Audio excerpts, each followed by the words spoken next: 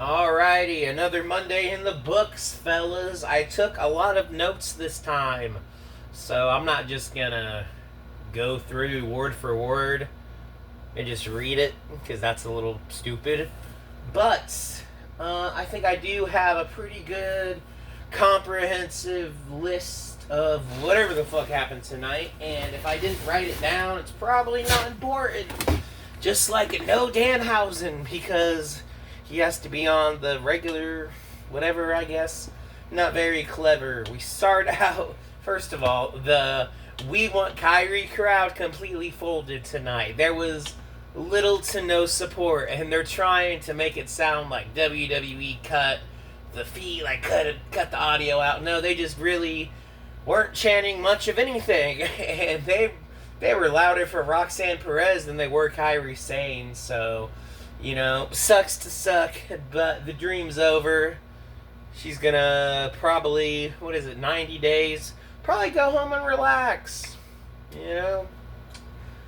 Clearly this was not foreseen, and it's terrible for everyone who lost their fucking job. Like, that is obviously no good.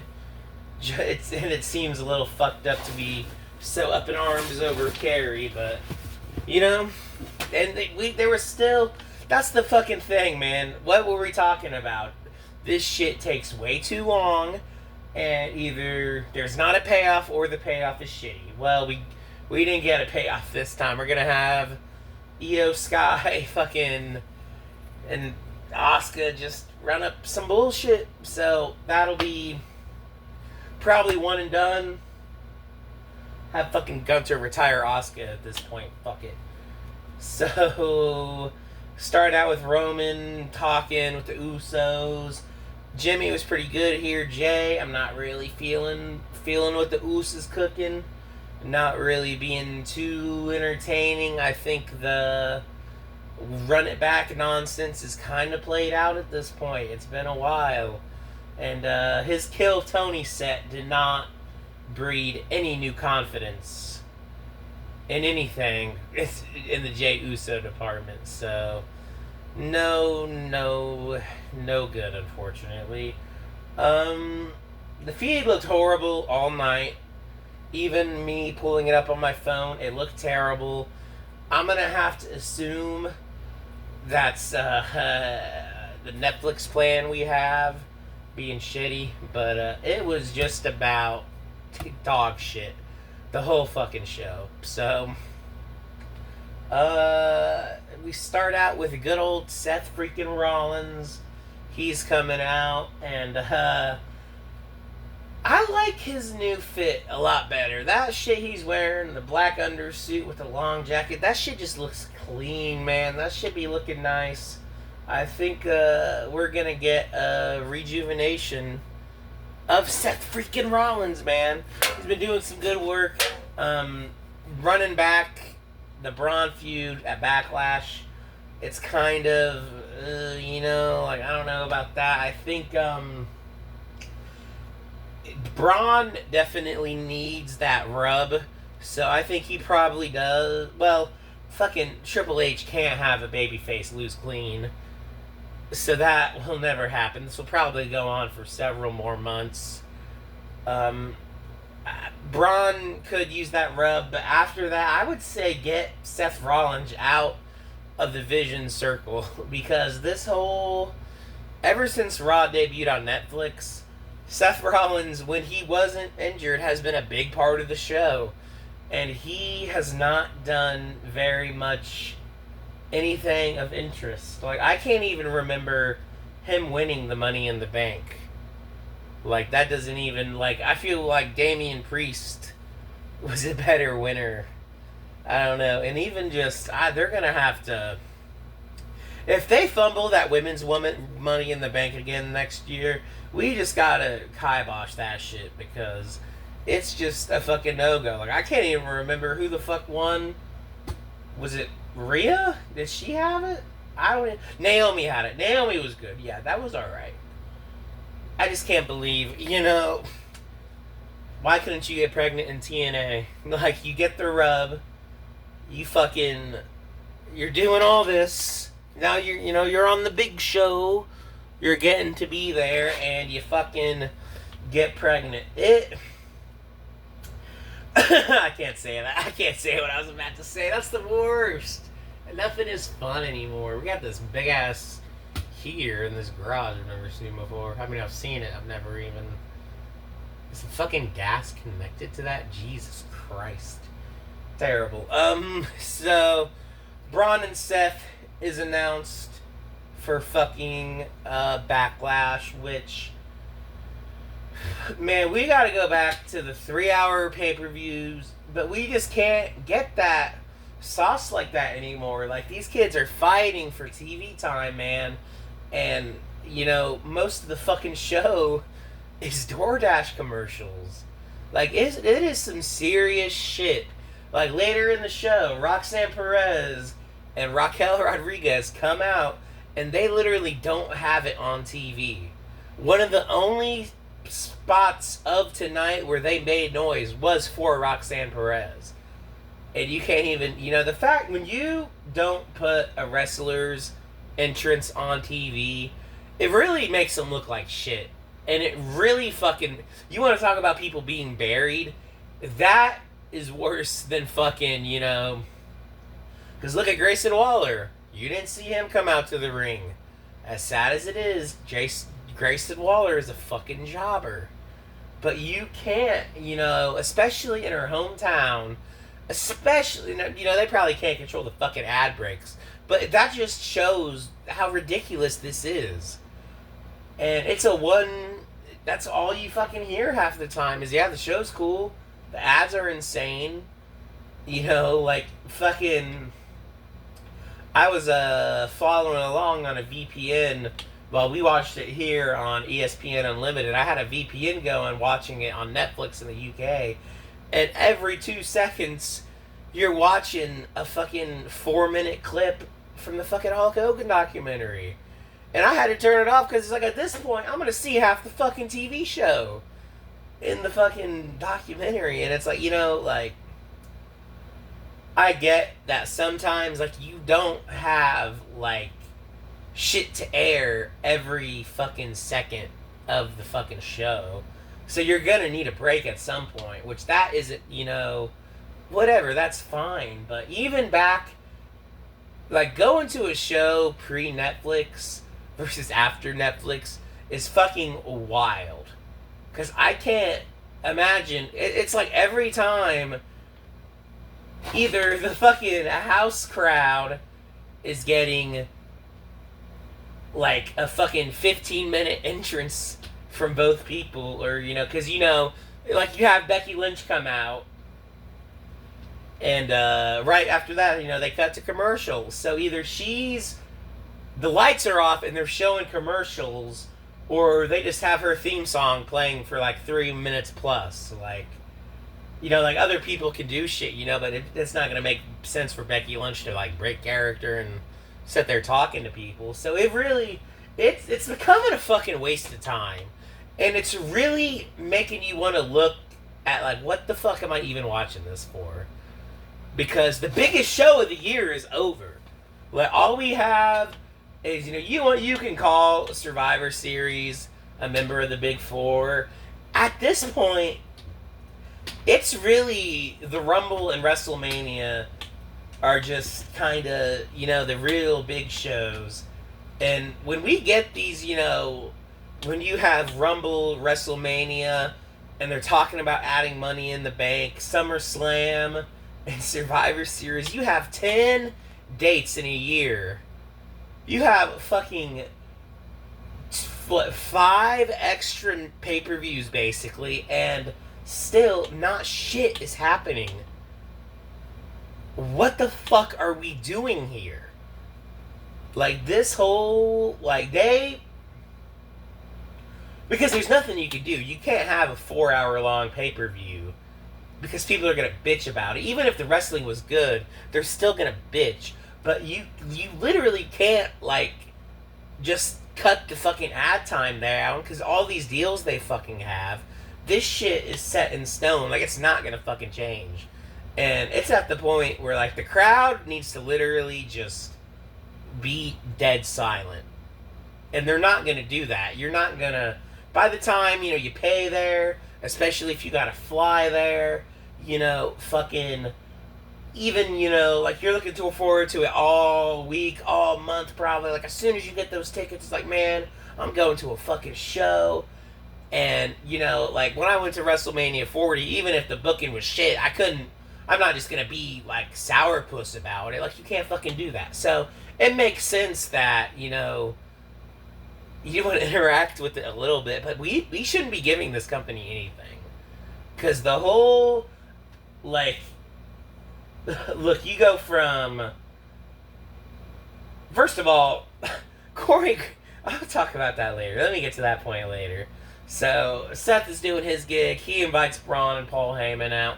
I saw people talking shit on Twitter, online, on the internet about Braun Breaker. And he always doesn't have the best promos, but tonight he was perfectly fine. I thought it was pretty good. He started holding his nose and mocking Seth.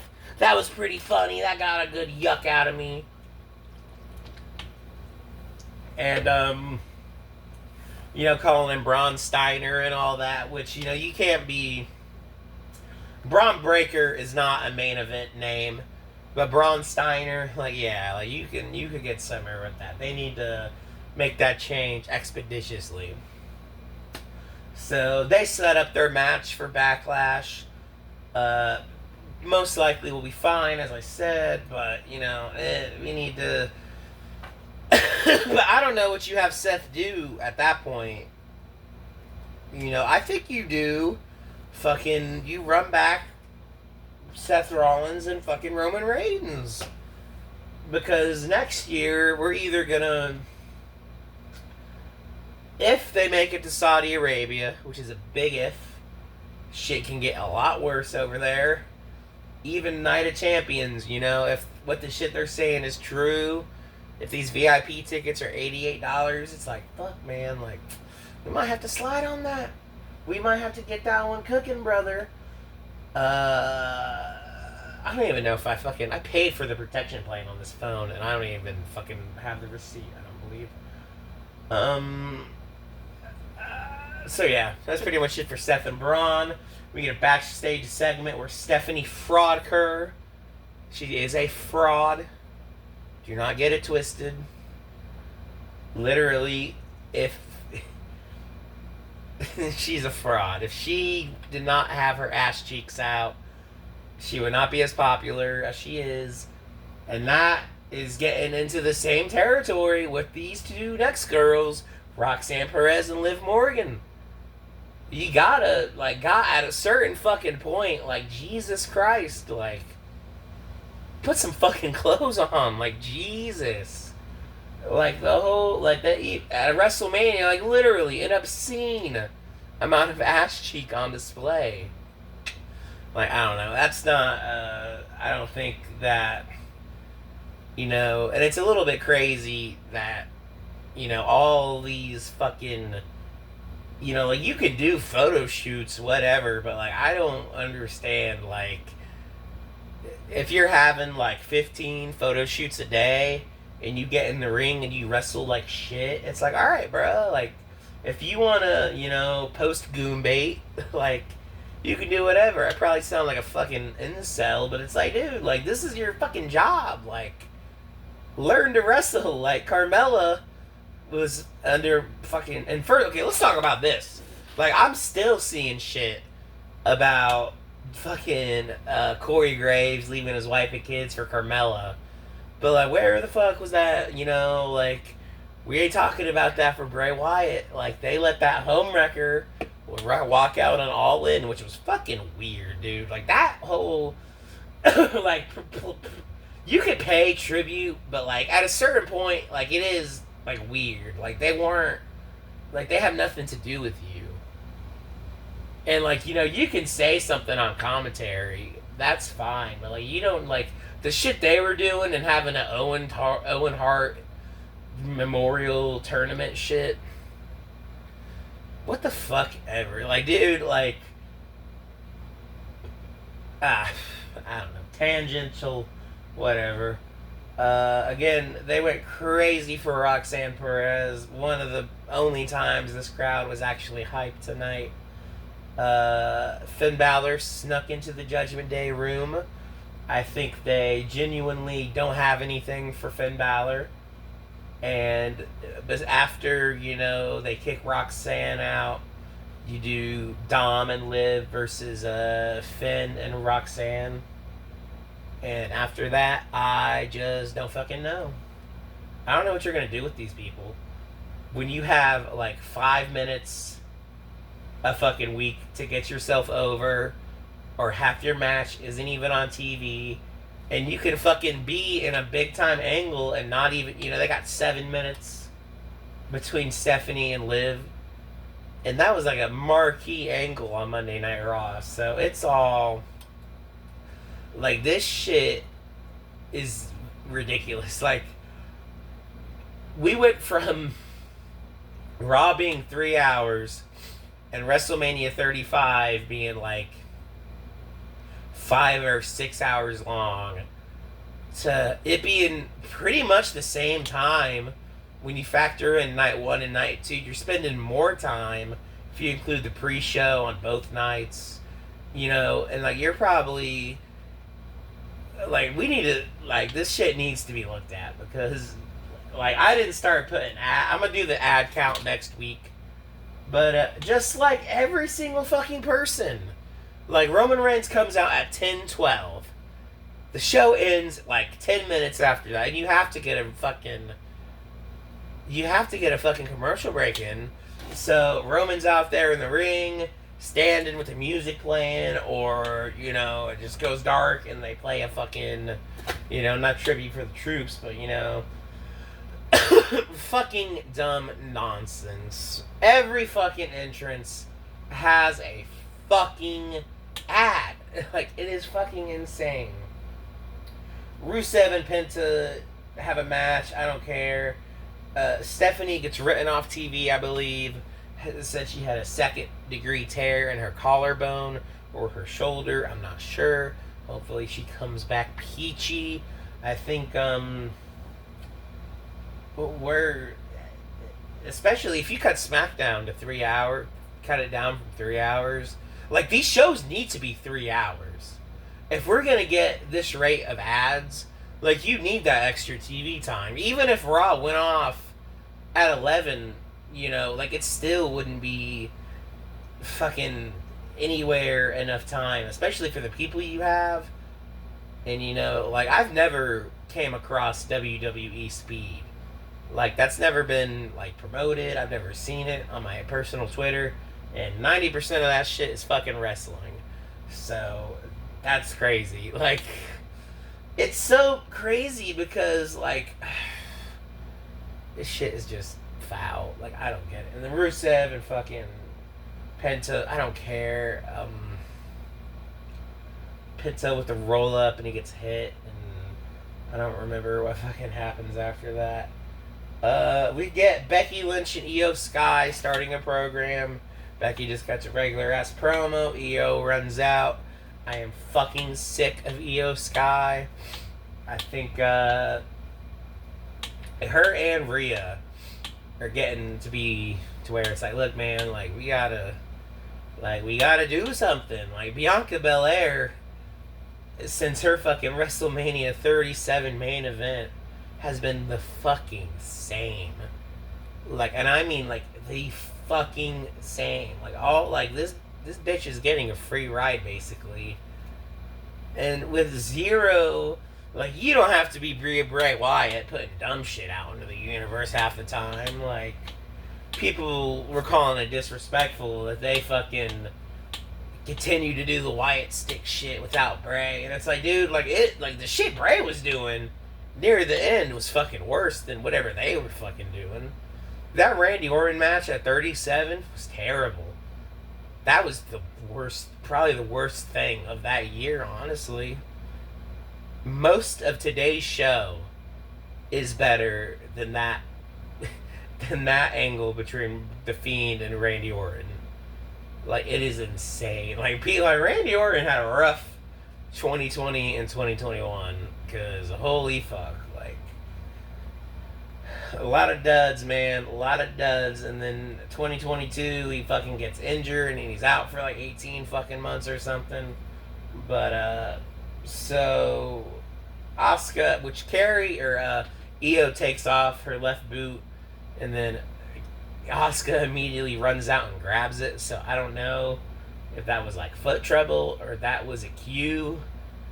It was a terrible cue. Like, I mean, where did the.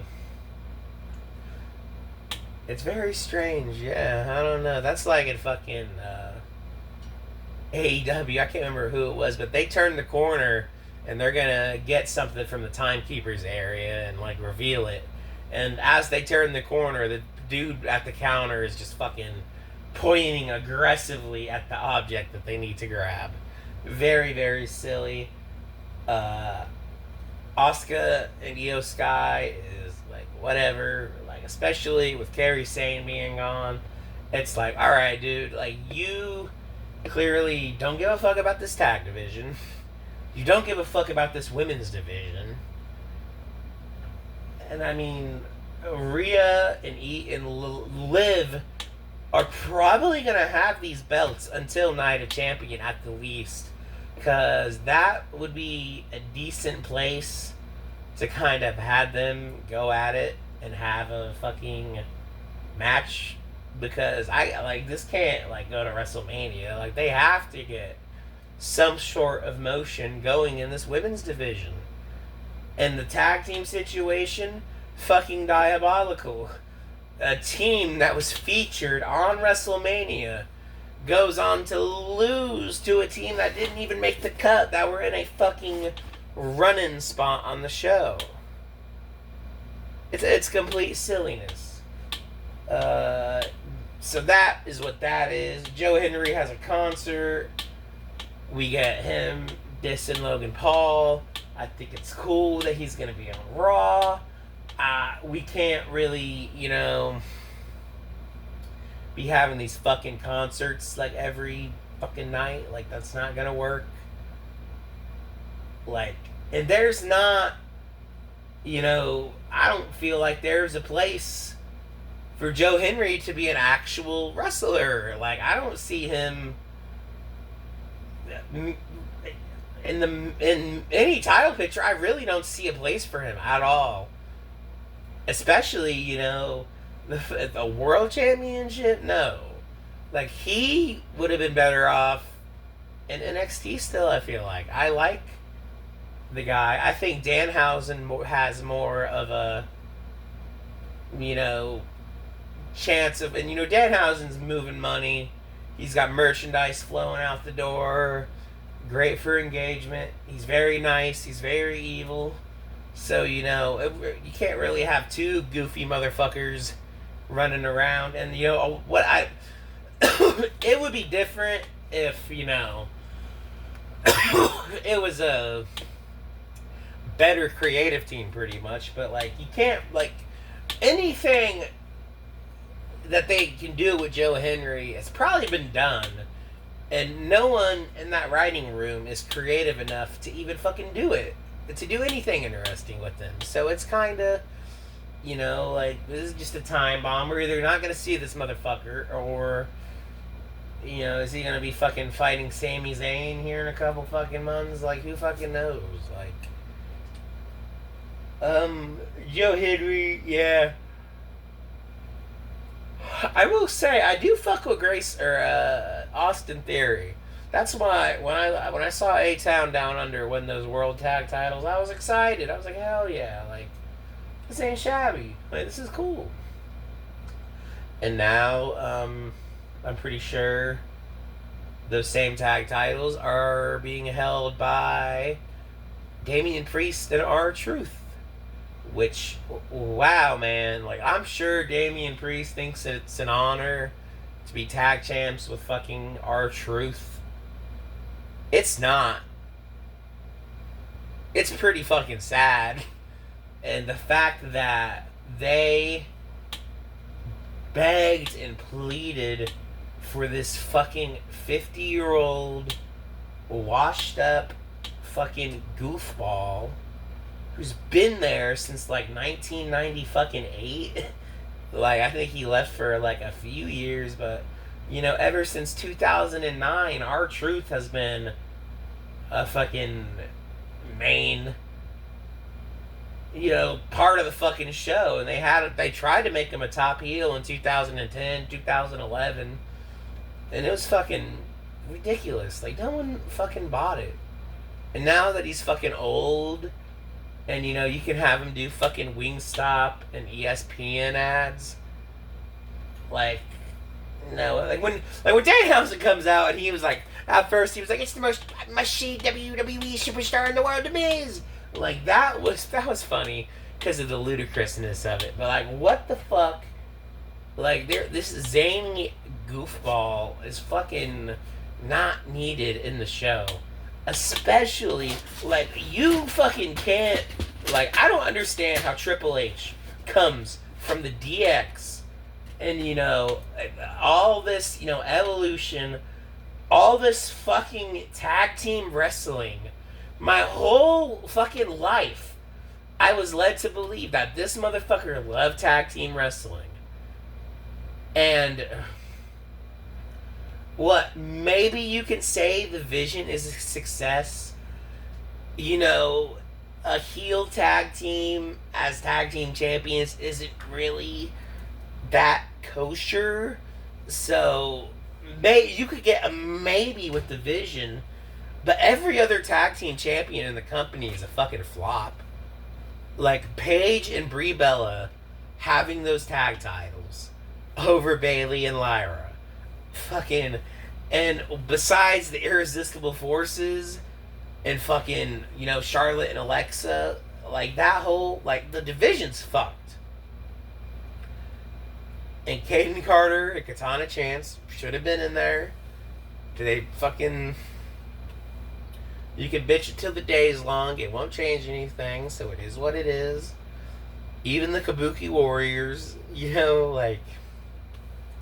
Not anymore, fuckers. Like, it would be better if fucking, like, if you want to have a random tag team, that's one thing. But it can't be fucking, Toxic Attraction, or was it Fatal Attraction or Toxic? Yeah, I think Fatal Attraction.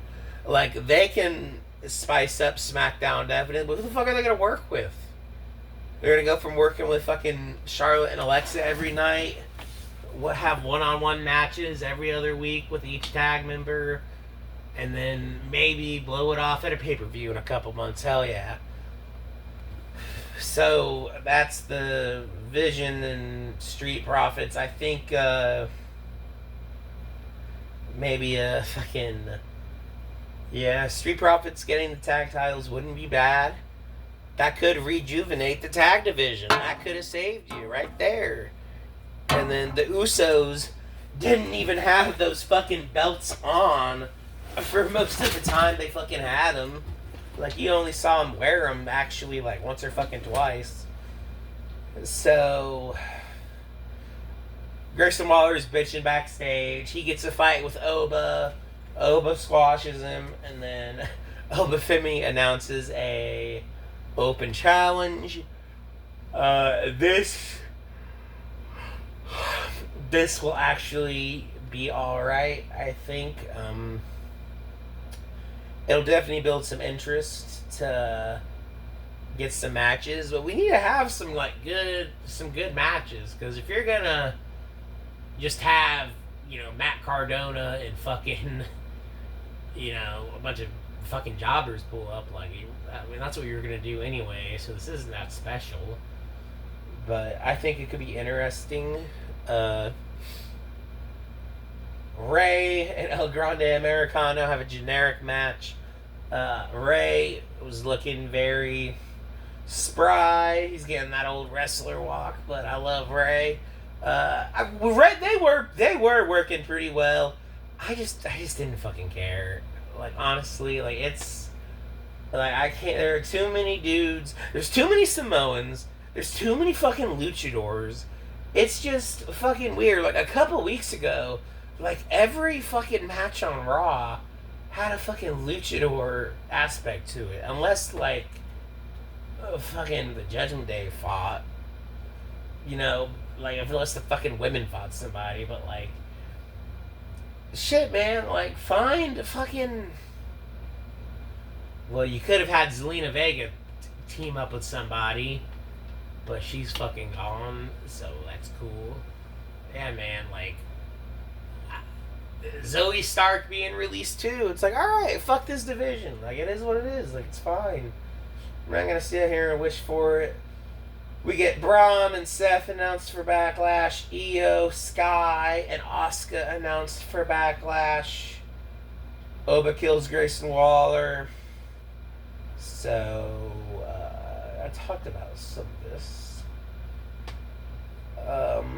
So, once you do get into the Lyra and Bayley match with the fucking Judgment Day, it is definitely okay. The crowd love that Roxanne got. It was very nice to see. Should have had her entrance on television, though. That is disgusting. At some point, Corey Graves makes this stupid joke about the divorce rates getting high because Roxanne's in town. And Michael Cole just goes like, oh yeah, Cole. Like, and then he doubles down and like, both sides are getting divorced. Like, men and women. It's like, shut the fuck up, Corey. Like, goddamn, like, I can't get mad at him because he doesn't say as much stupid shit as other commentators have. Like, Corey Graves has a pretty good track record, all things considered. Especially when he pissed off Mauro Ranallo. It smells like cat piss in here now. What the fuck? Am I bugging? I really can't smell anything, so my nose is very stuffy for being in this dusty ass garage. Probably there's an AC out here that has not been turned on for a fucking while. So that is what that is. You probably hear it. I don't even know what the fuck. Yeah, Corey Graves. Yeah, next Bobby the Brain Heenan. Yeah, fucking. Just like Sol Ruca, like, I think you can't really, take this away from Liv so quick. Like, I think. I don't know. They're just not. You can't. Like, what are you supposed to do with these people? Like, you're gonna have Sol Ruca on Raw, cool. Like, you can see her have a promo and say Surf's Up and wrestle twice a month, maybe. Like, I would need to look at the active rosters on this card or on these shows to actually, like, try to even think of formulating a plan. Because how many people a week you not fucking see? Like, it's not like there's only, like, 30 wrestlers at all of the fucking show. Like, it's stupid. Like, especially,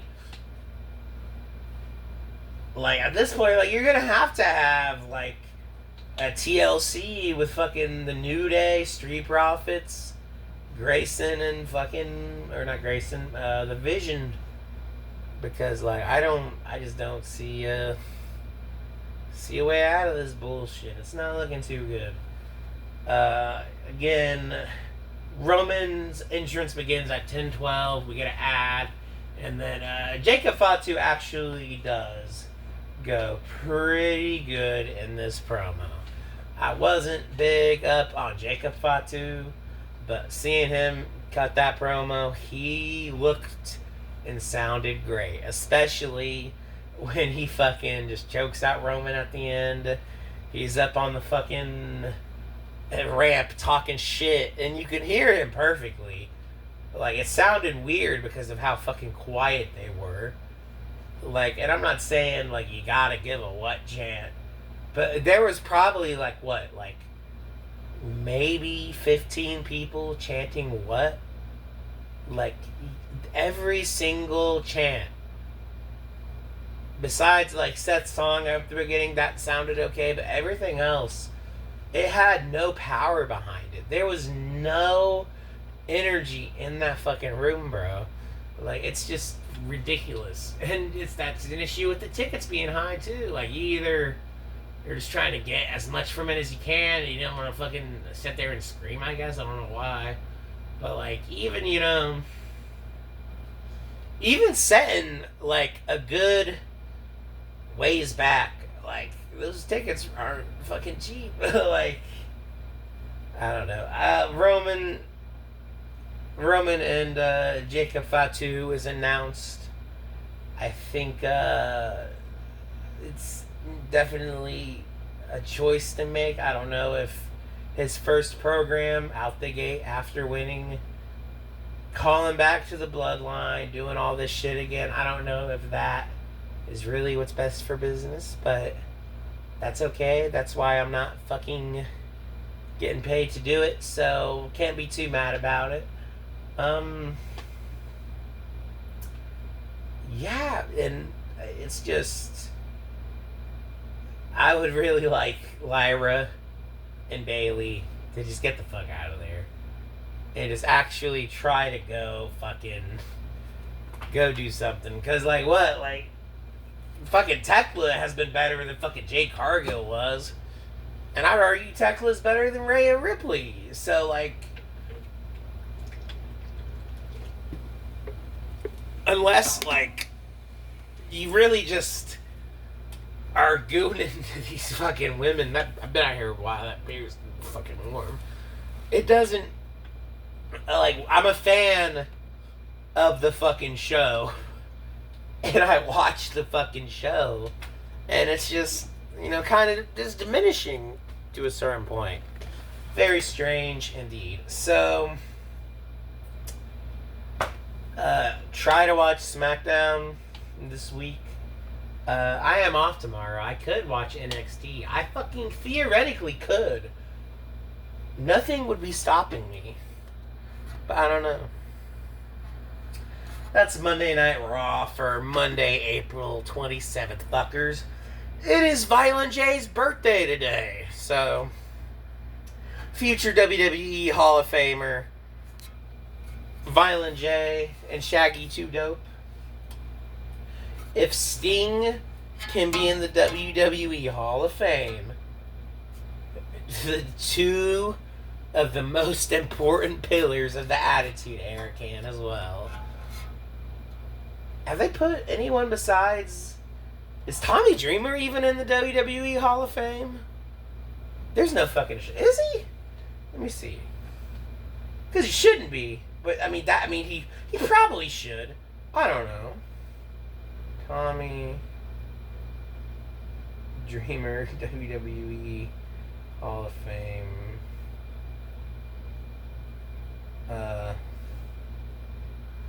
MJN Center Wrestling Hall of Fame.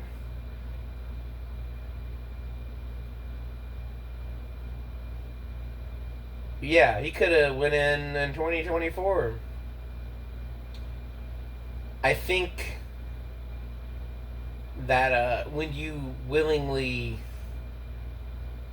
admit that you're gonna try to murder somebody, that might, if you actually kill someone, you could probably still get into the Hall of Fame.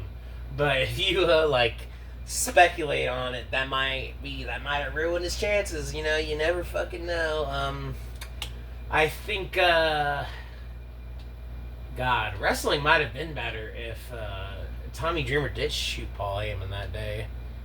Honestly, because if you go back 2015, before fucking Brock and Roman went at it, some of those promos are terrible. Like, I am not, and I know Paul Heyman has evolved over the years, so at the time, it probably did sound a lot better. I'm fucking kidding. Like, I don't think he fucking should have been shot. But, he was getting a little Paul Heyman-y in Stephanie McMahon's podcast, though. Still a great episode. I would definitely recommend that episode, but definitely Paul Heyman shit in there. I love Paul Heyman. I watched his Hall of Fame speech live in Philadelphia, so we're tied together at that point, bitch. That's what I say. Anyways, fucking Monday Night Raw. Whatever.